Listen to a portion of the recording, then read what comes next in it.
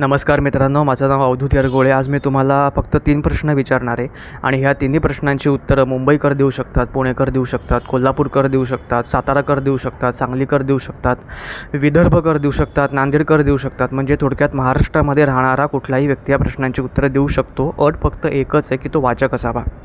पहिला प्रश्न, मराठी पुस्तकांचं वाचन तुम्ही करता का? दुसरा प्रश्न, मराठी पुस्तक वाचनामध्ये तुमचा 6 महिन्यांचा किंवा 1 वर्षाचा खंड पडला आहे का? आणि तिसरा प्रश्न, या खंड पडलेल्या परिस्थितीतून तुम्हाला बाहेर यायची मनापासून इच्छा आहे का?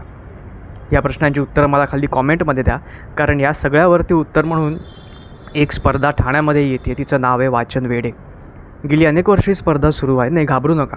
स्पर्धा म्हणजे कुठल्या पानावर काय लिहिलं आहे, कोण कोणास म्हणाले, रिकाम्या जागा भरा, अशी मेंदूला ताण देणारी, स्मरणशक्तीला ताण देणारी प्रश्न याच्यामध्ये विचारले जाणार नाही आहेत. तुमचं पुस्तक तुम्हाला किती कळलं आहे, फक्त याच्यावरतीच तुम्हाला ही स्पर्धा खेळायची आणि जिंकायची. तुम्हाला रोज ठाण्याला यावं लागेल का? तर अजिबात नाही. बरीचशी स्पर्धा ही ऑनलाईनच होणार आहे. फक्त एक दिवस तुम्हाला फायनलला, सेमीफायनल, फायनलला ठाण्यामध्ये यावं लागेल. कॉमेंटमध्ये माहिती आहे, नाव नोंदणीसाठी नक्की संपर्क करा वाचन वेडे आणि उत्तरं द्या प्रश्नांची कॉमेंट्समध्ये. बाय.